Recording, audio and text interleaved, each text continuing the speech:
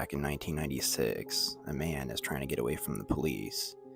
As he's trying to get away from the police, two policemen try to block him in, and they ended up in a gas station.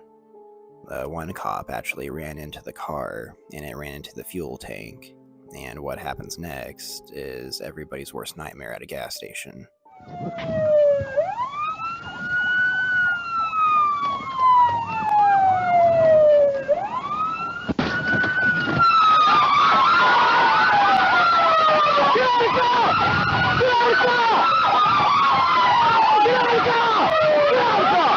He crashed into an Exxon in Manning.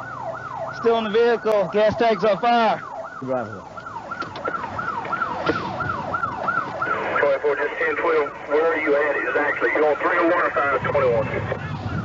301 at 260 at the corner. 301 at 260.